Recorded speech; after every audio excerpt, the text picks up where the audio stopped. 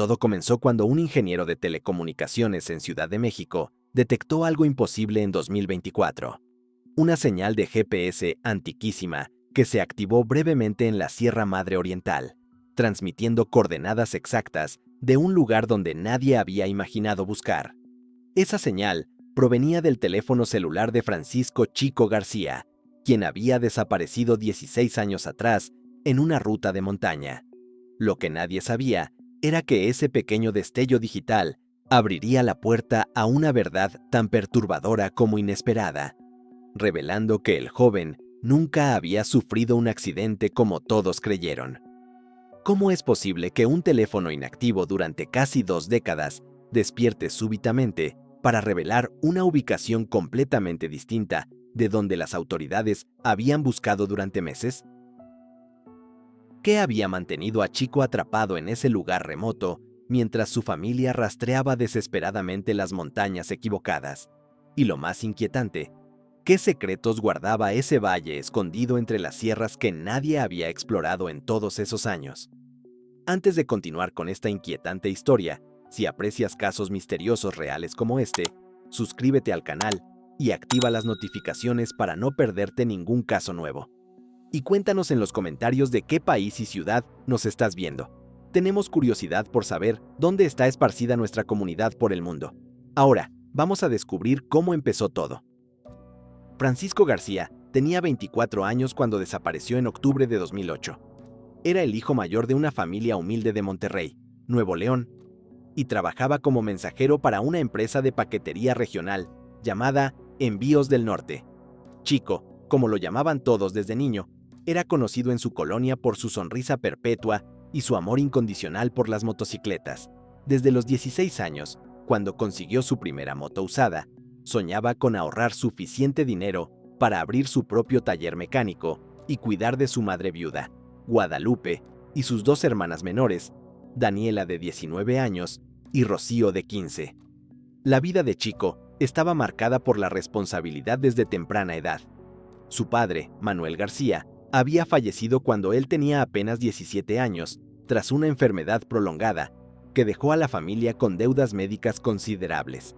Desde entonces, Chico se convirtió en el sostén económico del hogar. Dejó la preparatoria a pocos meses de graduarse para trabajar tiempo completo, primero en una gasolinera y luego como mensajero, un empleo que le permitía combinar sus 2 pasiones, recorrer caminos y manejar su motocicleta. Los fines de semana, cuando no tenía entregas urgentes, Chico disfrutaba recorrer las rutas montañosas de la región en su vieja motocicleta Yamaha azul, modelo 1998, una reliquia que él mismo mantenía en perfecto estado. Llevaba siempre consigo una cámara digital básica con la que fotografiaba paisajes que luego mostraba orgulloso a su familia en la pequeña sala de su casa en la colonia Independencia. Guadalupe guardaba esas fotografías en álbumes que Chico organizaba meticulosamente, numerando cada imagen con la fecha y el lugar exacto donde había sido tomada. Era un joven responsable, puntual en su trabajo hasta el extremo de jamás haber faltado un solo día en 3 años. Sus jefes en Envíos del Norte lo consideraban su empleado más confiable. Daniela recuerda que su hermano era devoto a su familia de una manera casi reverencial. Cada viernes por la noche, después de cobrar su salario, llegaba a casa con una bolsa de pan dulce de la panadería La Esperanza y se sentaba con sus hermanas a contarles historias de los lugares que había visitado durante la semana. Rocío, la menor, guardaba como tesoro las pequeñas piedras y flores silvestres que Chico le traía de sus viajes. Jamás había dado motivos de preocupación. No bebía alcohol, no fumaba, y su círculo social era reducido pero sólido. Sus amigos del barrio lo describían como alguien tranquilo, bromista cuando estaba de buen humor, pero siempre serio cuando se trataba de sus responsabilidades. Su desaparición fue como si la tierra se lo hubiera tragado, imposible de comprender para quienes lo conocían. El 12 de octubre de 2008 amaneció como cualquier domingo. Chico se levantó a las 6 de la mañana, como era su costumbre, incluso en días de descanso. Guadalupe recuerda haberle preparado café y huevos con frijoles para el desayuno, mientras él revisaba la ruta en un mapa de carreteras desplegado sobre la mesa. Ese día, tenía una entrega urgente para un rancho cerca de Galeana, en la zona montañosa, a unos 120 kilómetros al sur de Monterrey. El paquete contenía, según le habían informado, documentos importantes que debían llegar antes del mediodía. Chico salió de casa a las 7:30 de la mañana. Llevaba puesta su chamarra de mezclilla azul, jeans negros, botas de trabajo y su casco rojo característico. En su mochila de mensajero guardó el paquete sellado, su credencial de trabajo, su teléfono celular Nokia cargado completamente, una botella de agua, algunas galletas y su cámara fotográfica. Antes de arrancar su motocicleta, abrazó a su madre y le prometió regresar antes del anochecer para cenar juntos. Debía regresar antes de las 7 de la tarde. La ruta hacia Galeana era conocida por sus curvas peligrosas, pero Chico la había recorrido en varias ocasiones previas sin ningún incidente. Llamó a su madre a las 3 de la tarde desde un teléfono público en un pequeño pueblo para confirmar que todo iba bien y que ya había realizado la entrega exitosamente. Su voz sonaba normal, incluso alegre. Le contó que había tomado fotografías hermosas de las montañas y que pronto emprendería el regreso. Esa fue la última vez que alguien escuchó su voz. Cuando no llegó esa noche, Guadalupe comenzó a sentir una inquietud que pronto se transformó en pánico absoluto. A las 8 de la noche, cuando la oscuridad ya cubría completamente Monterrey, marcó el número de celular de su hijo una y otra vez, pero cada llamada iba directo al buzón de voz. A las 9:30, con las manos temblando, llamó a la policía municipal. El oficial que atendió su llamada le respondió con frialdad burocrática que debía esperar 24 horas antes de presentar un reporte oficial de persona desaparecida. Era protocolo estándar, le dijeron, especialmente tratándose de un adulto joven. Guadalupe no durmió esa noche. Se quedó sentada en la sala, mirando fijamente la puerta, rezando el rosario una y otra vez, mientras Daniela y Rocío intentaban consolarla sin éxito. Cada ruido en la calle las hacía saltar con esperanza, pero ninguno era el inconfundible sonido del motor de la Yamaha azul de Chico. Al día siguiente, el 13 de octubre, Guadalupe se presentó a primera hora en la delegación de policía acompañada por sus dos hijas. Llenó formularios, proporcionó fotografías recientes de Chico, detalles de su ropa, descripción de la motocicleta y toda la información que pudo recordar sobre la ruta que había tomado. El agente que tomó el reporte, un hombre de mediana edad con expresión cansada, le aseguró que seguramente Chico había tenido algún percance mecánico y pronto aparecería. Pero había algo en sus ojos que Guadalupe nunca olvidaría: indiferencia. La búsqueda oficial comenzó el 14 de octubre, 2 días después de la desaparición. Un equipo de 5 patrullas recorrió la carretera que conecta Monterrey con Galeana, interrogando a gasolineros, comerciantes y residentes de los pequeños pueblos a lo largo de la ruta. Los vecinos de la colonia Independencia organizaron brigadas de búsqueda voluntaria. Más de 50 personas, incluyendo amigos de Chico, compañeros de trabajo y familias completas que habían sido conmovidas por la historia, se unieron para peinar las montañas. El 15 de octubre, 3 días después de la desaparición, un campesino llamado Esteban Contreras hizo un hallazgo que cambiaría el rumbo de la investigación. Mientras recorría un sendero cerca del kilómetro 87 de la carretera a Galeana, descubrió la motocicleta Yamaha azul de Chico en un barranco poco profundo, parcialmente oculta entre arbustos y matorrales. El vehículo estaba volcado, con el tanque de gasolina completamente vacío y marcas evidentes de derrape en el asfalto que sugerían pérdida de control en una curva peligrosa. Los investigadores llegaron al lugar en cuestión de horas. Fotografiaron la escena, revisaron cada centímetro de la motocicleta y el área circundante. Sin embargo, no había rastro del cuerpo de Chico, ni de su mochila de mensajero, ni de su teléfono celular, ni de su cámara fotográfica. Lo único que encontraron fue su casco rojo, partido en dos, a unos metros de la motocicleta. Las autoridades formularon rápidamente su hipótesis oficial. Chico había sufrido un accidente en la curva, probablemente por exceso de velocidad o fatiga. El impacto lo habría lanzado lejos de la motocicleta. Herido y desorientado, Habría caminado en busca de ayuda, internándose en la espesa vegetación montañosa, donde eventualmente habría sucumbido a sus lesiones. Era una explicación lógica, razonable, que encajaba con la evidencia física disponible. Pero Guadalupe no la aceptó. Su instinto maternal le gritaba que algo más había ocurrido. Organizó búsquedas masivas con voluntarios durante las siguientes semanas. Recorrieron cada sendero, cada cueva, cada rincón accesible de aquellas montañas brutales. Pusieron carteles con la fotografía de Chico en cada poste, cada tienda, cada iglesia de la región.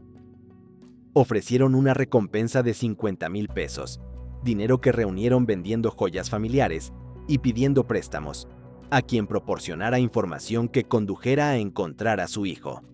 Rezaron en cada iglesia de Monterrey y los pueblos circundantes. Guadalupe visitó al párroco de su parroquia, quien organizó misas especiales pidiendo por el regreso de Francisco. La comunidad entera se volcó en apoyo, pero conforme pasaban las semanas sin resultados, la esperanza comenzó a desvanecerse como niebla bajo el sol. Los equipos de rescate oficiales suspendieron la búsqueda activa el 10 de noviembre de 2008, casi un mes después de la desaparición. El terreno era demasiado extenso, demasiado peligroso, y los recursos limitados.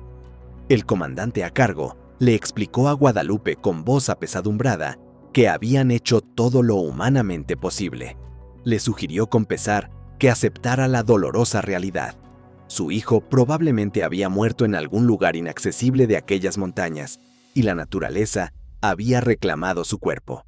La policía archivó el caso en 2010, clasificándolo oficialmente como accidente, con presunción de muerte. Los años que siguieron fueron un infierno de esperanza agonizante para la familia García. Vivieron en un limbo doloroso, atrapados entre la vida y la muerte, sin poder cerrar el duelo porque nunca encontraron un cuerpo que enterrar. Guadalupe se negó rotundamente a realizar un funeral simbólico, como le sugirieron familiares y el párroco de su iglesia. Para ella, aceptar un servicio funerario sin restos mortales equivalía a rendirse, a declarar muerto a su hijo, cuando su corazón de madre aún susurraba que Chico podía estar vivo en algún lugar. Cada cumpleaños de Francisco, el 3 de marzo, Guadalupe preparaba su comida favorita: mole rojo con arroz y tortillas hechas a mano. Ponía un lugar en la mesa como si en cualquier momento él fuera a cruzar la puerta con su sonrisa característica. Daniela y Rocío participaban en silencio de este ritual doloroso, sabiendo que contradecir a su madre solo incrementaría su sufrimiento. La casa se llenaba del aroma del mole mientras las tres mujeres comían en un silencio sepulcral, con la silla vacía de Chico presidiendo la mesa como un recordatorio fantasmal. Guadalupe envejeció prematuramente durante esos años. Su cabello negro se tornó completamente blanco antes de cumplir 50 años.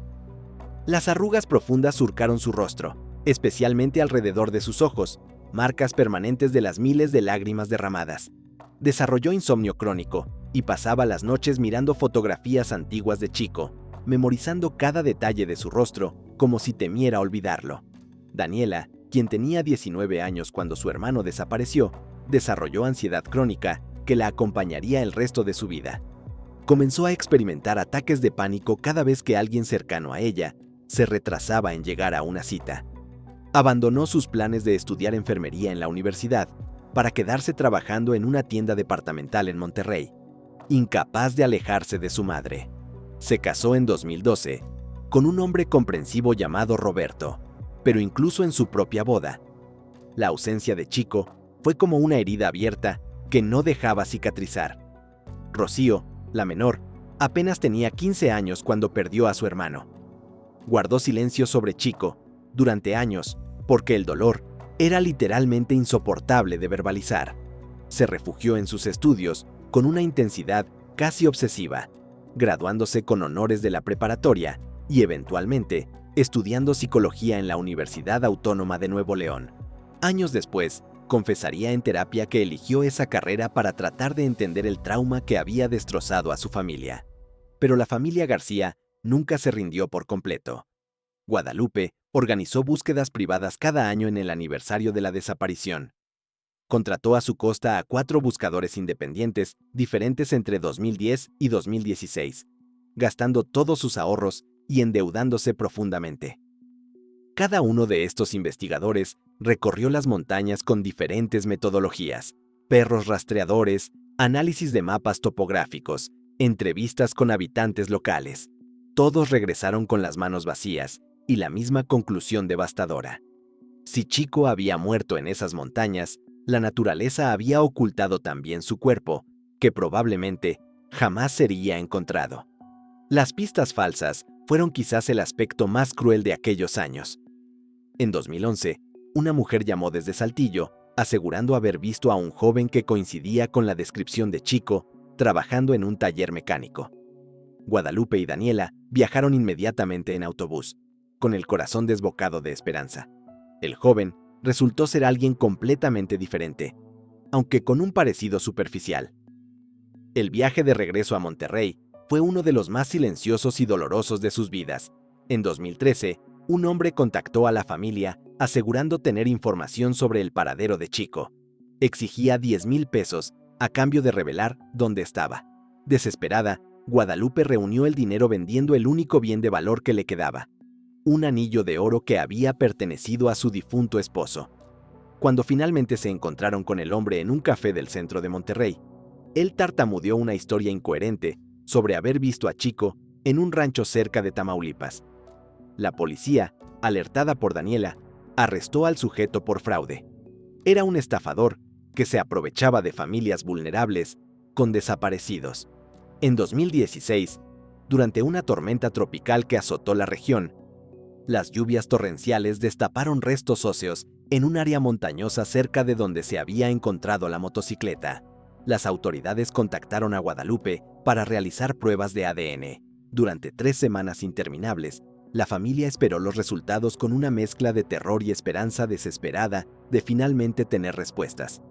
Los resultados fueron negativos. Los restos pertenecían a otra persona desaparecida años atrás, un migrante centroamericano que jamás fue identificado. Cada decepción hundía a la familia más profundamente en la desesperación.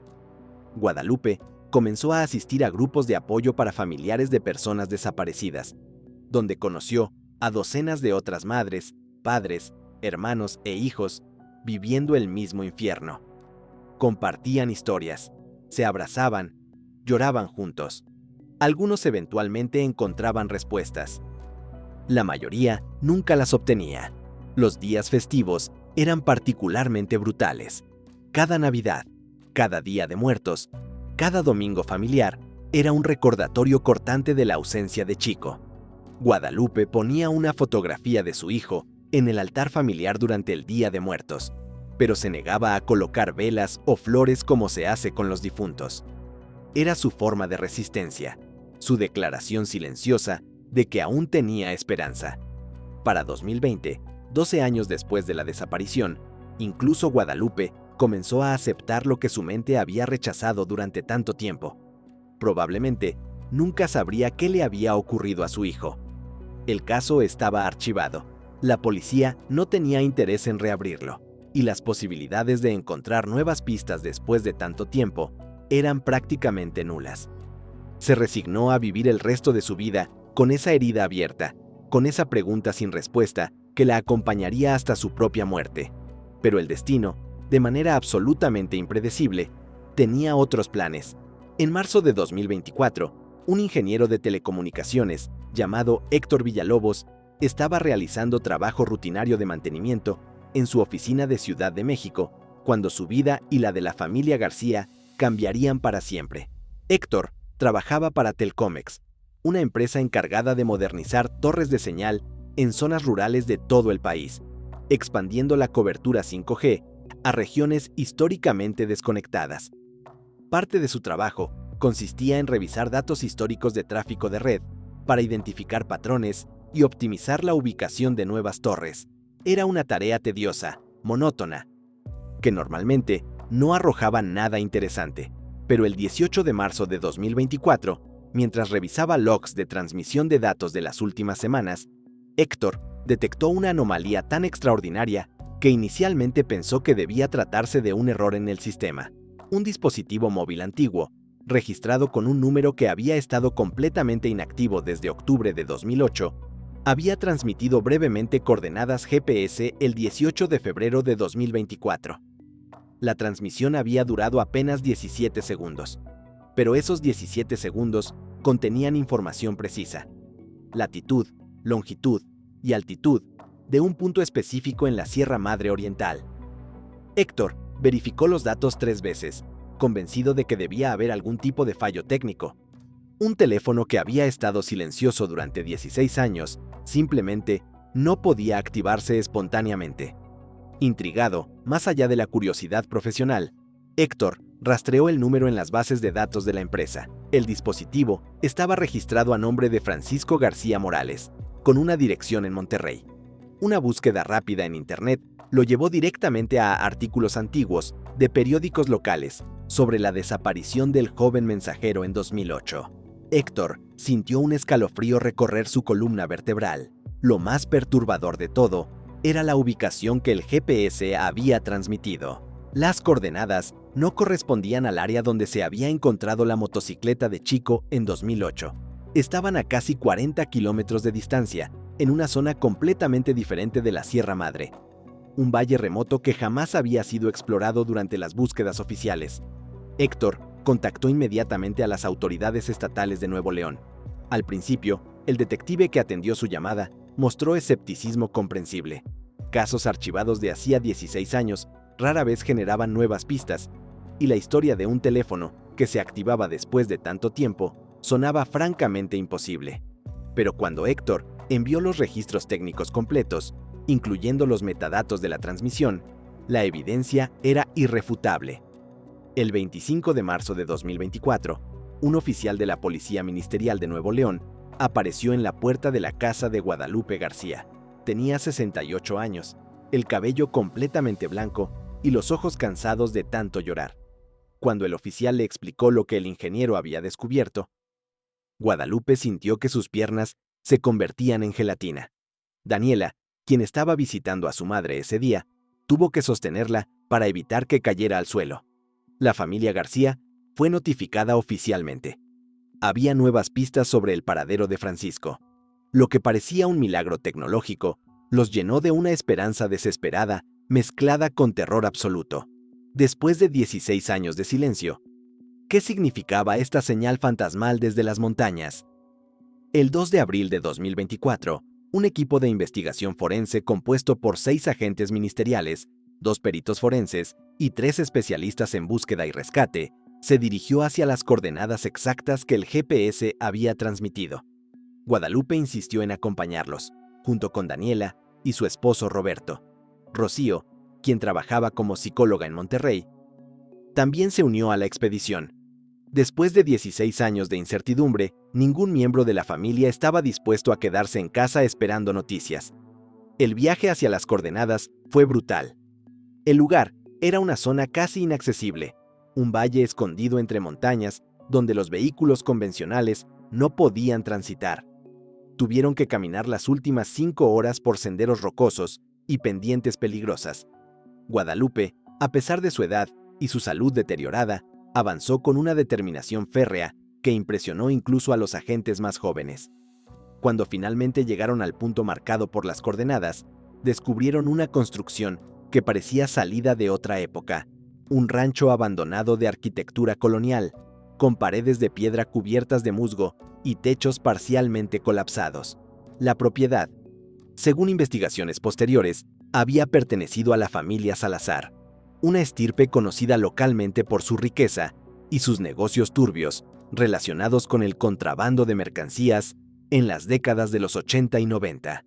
El rancho había estado deshabitado oficialmente desde principios de los años 90, cuando las autoridades federales comenzaron a investigar las actividades ilegales de la familia. Los investigadores comenzaron a explorar sistemáticamente la propiedad. Revisaron cada habitación, cada cobertizo, cada rincón de las construcciones principales.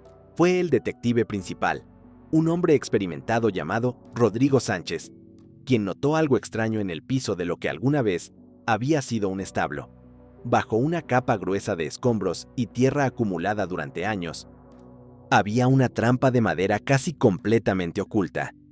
Cuando levantaron la trampa con palancas, descubrieron una escalera de piedra que descendía hacia la oscuridad. El aire que emanaba del subterráneo era pesado, cargado de humedad. Con linternas de alta potencia, los investigadores descendieron lentamente. Guadalupe intentó seguirlos, pero Daniela la sostuvo con fuerza, rogándole que esperara arriba. La bodega subterránea era un espacio de aproximadamente 6 metros por 4, con paredes de piedra sin ventanas y un techo bajo.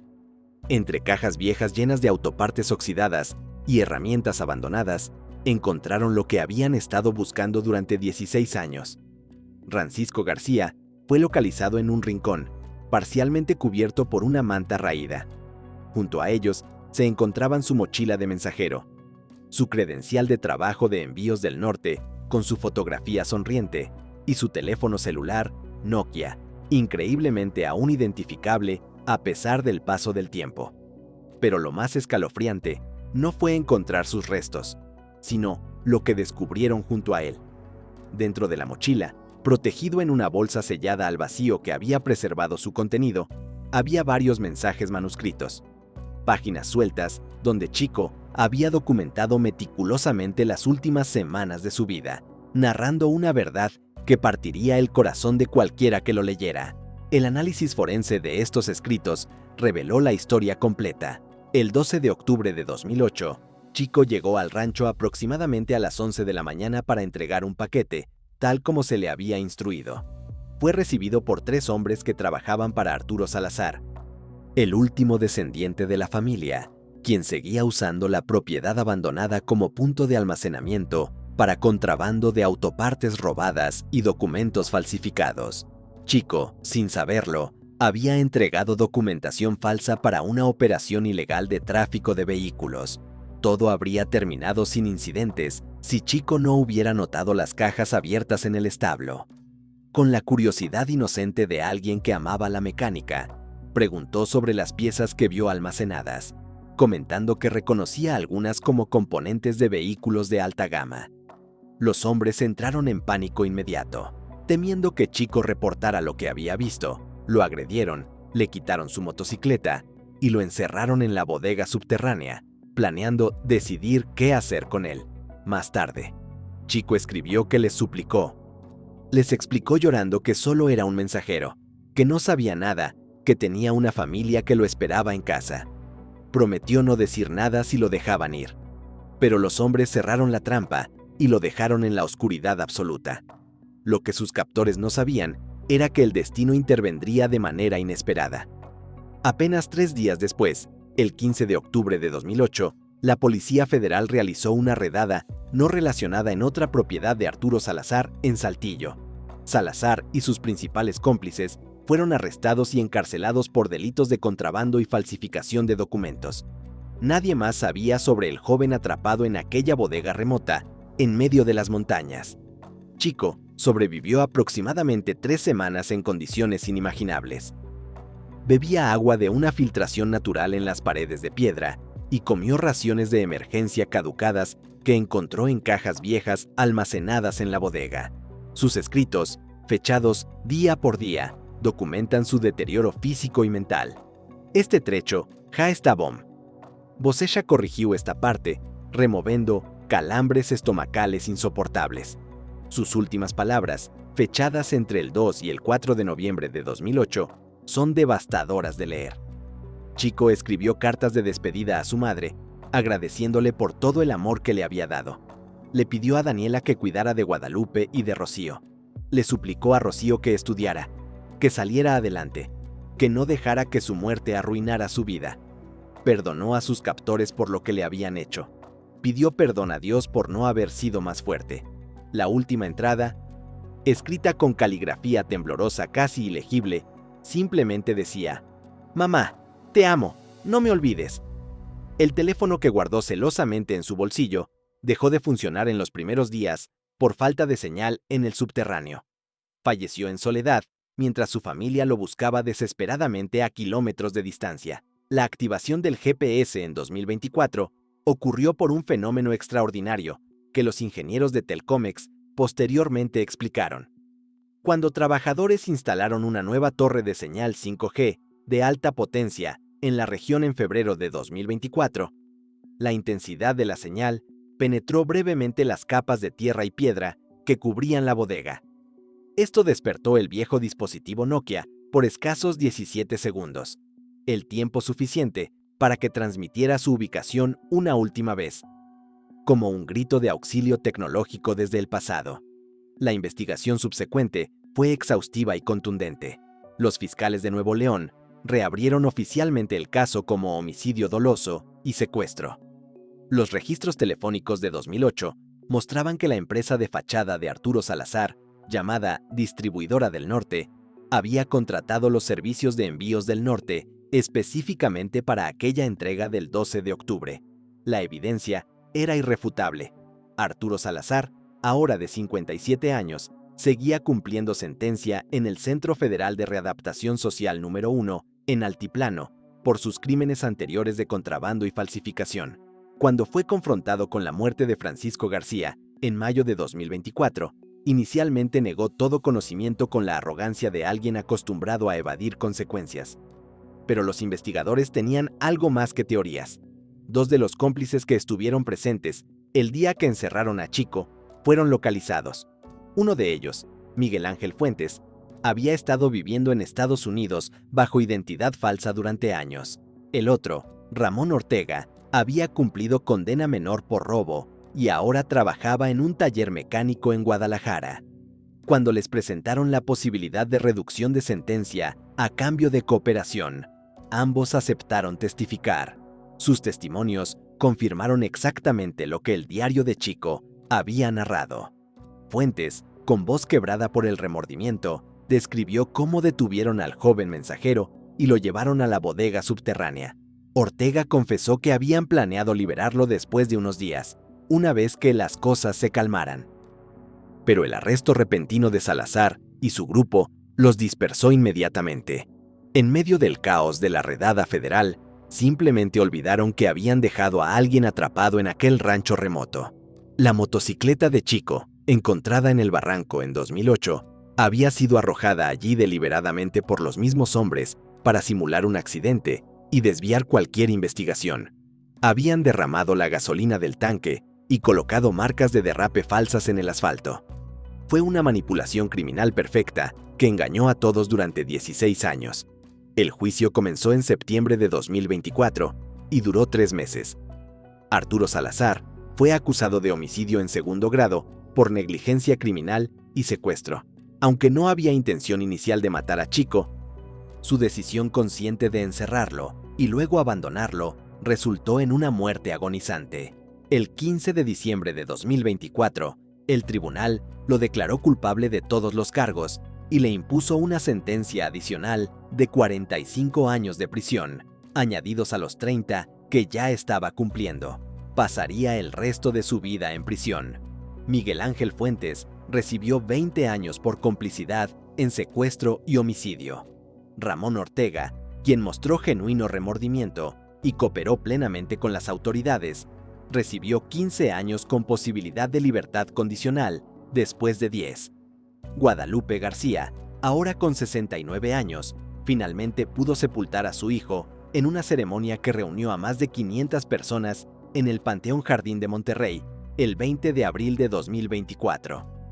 El ataúd blanco contenía los restos de Chico, junto con sus últimos escritos, su credencial de trabajo y una fotografía de la familia tomada en Navidad de 2007, la última Navidad que pasaron juntos. Durante el servicio fúnebre, Guadalupe leyó en voz alta fragmentos de los escritos de su hijo, su voz quebrada pero firme. Entre lágrimas, agradeció al ingeniero Héctor Villalobos, quien asistió al funeral profundamente conmovido. Héctor abrazó a Guadalupe sin palabras, sabiendo que su curiosidad profesional había finalmente dado a esta familia el cierre que necesitaban desesperadamente. Daniela y Rocío, tras años de terapia y dolor acumulado, encontraron un cierre doloroso pero necesario. Rocío, utilizando su formación como psicóloga, comenzó a trabajar con otras familias de personas desaparecidas, convirtiendo su tragedia en una fuerza para ayudar a otros. Los escritos de Chico fueron publicados en 2025, con permiso de la familia, bajo el título Cartas desde la Oscuridad, el testimonio final de Francisco García. Las ganancias fueron donadas a organizaciones de búsqueda de personas desaparecidas. El libro se convirtió en un testimonio desgarrador sobre la injusticia, la negligencia criminal y la capacidad humana para sobrevivir, incluso en las circunstancias más desesperadas. El caso de Francisco García llevó a reformas importantes en protocolos de búsqueda de personas desaparecidas en Nuevo León y a una conversación nacional sobre la importancia de no archivar casos sin evidencia concluyente.